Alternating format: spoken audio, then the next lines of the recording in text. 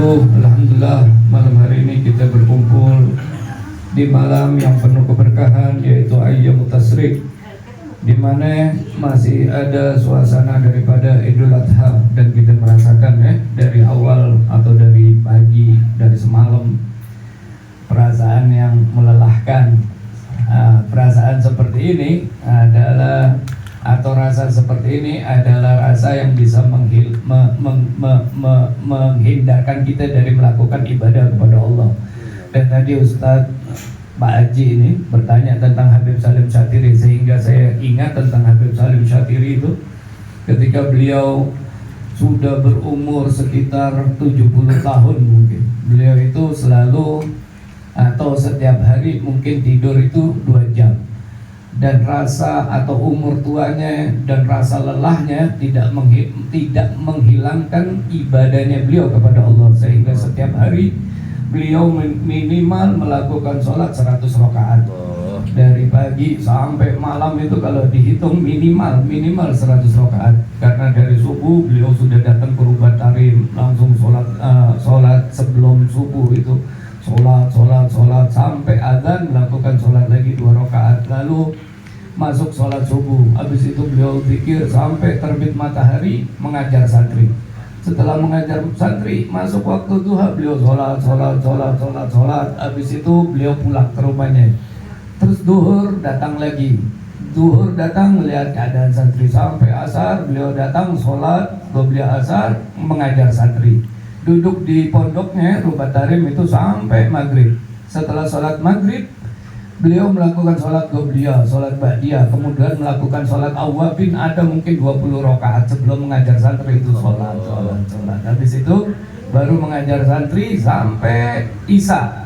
Setelah azan isya, beliau diam mendengarkan azan sampai azan isya selesai, diteruskan lagi mengajarnya sampai 8:30. Setelah selesai mengajar, beliau melakukan sholat. Kita semua udah mulai berisik, makan-makan apa segala macam. Habib Salim masih sholat sampai kita selesai makan itu mungkin sekitar 1 jam hanya sholat kerjaannya.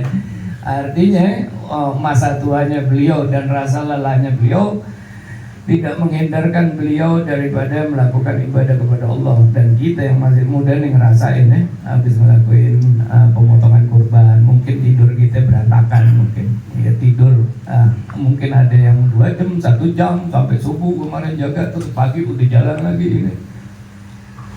Kemudian bikin majelis seperti ini, rasa lelahnya itu kayak bikin males kan, baru masih muda, apalagi yang udah tua.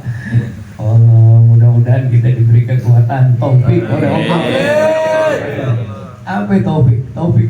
Taufik itu adalah kemampuan yang diberikan Allah untuk seorang hamba bisa melakukan ibadah kepada Allah. Itu taufik. Makanya banyak yang mengharap taufik. Banyak orang yang mendapat hidayah dari Allah.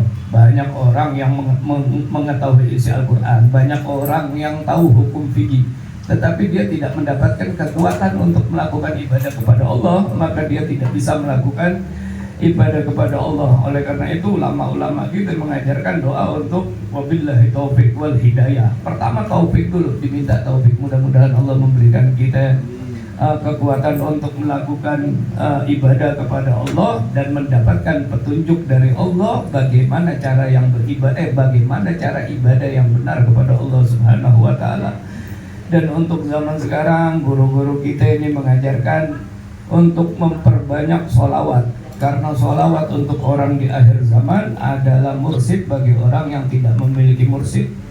Jadi kalau misalnya kita lihat zaman sekarang ini banyak aliran-aliran aneh, kita perbanyak sholawat sehingga Allah Subhanahu wa taala memberikan kita furqan, pembeda antara yang mana yang hak dan yang mana yang batil. Sehingga kalau kita melihat yang batil, hati kita ini dijauhkan oleh Allah Subhanahu wa taala untuk senang kepada hal tersebut. Oleh karena itu kita lihat sekarang yang dibanyakin sama orang-orang ini sholawat, tetapi dibilang mana orang zaman sekarang ini ilmu nggak disebar tapi sholawat mulu. Itu yang paling penting zaman sekarang untuk menjaga seseorang daripada perbuatan sesat, perbanyak sholawat. Kemudian diajarkan bagaimana caranya ibadah, karena ilmu yang wajib untuk kita cuma sedikit. Yang pertama bisa mengetahui caranya sholat, yang kedua bisa mengetahui caranya puasa, yang ketiga bisa mengetahui caranya haji kalau kita mau naik haji. Kalau belum naik haji nggak wajib belajar tentang haji. Kemudian mau tahu caranya hukum nikah kalau kita mau nikah. Kalau gagal mau nikah nggak wajib belajar hukum nikah. Kalau kita mau melakukan jual beli baru wajib belajar hukum jual beli. Kalau nggak ada jual belinya atau dia cuma jadi karyawan nggak wajib belajar jual beli. Jadi kewajiban yang harus dipelajari ketika kita berhubungan dengan kewajiban tersebut. Adapun belajar yang lebih itu karena ada keutamaan khusus dari Nabi Muhammad SAW. Ilmu walau bisin, carilah ilmu walaupun ke negeri Cina. Kita lihat zaman sekarang ilmu tanpa disertai hidayah dari Allah, ilmu tanpa disertai nur atau keberkahan dari Allah, maka ilmu tersebut semakin menjauhkan dia dari Allah Subhanahu wa taala. Alhamdulillah. Makanya perbanyak sholawat. Jadi apaan aja kita sholawat.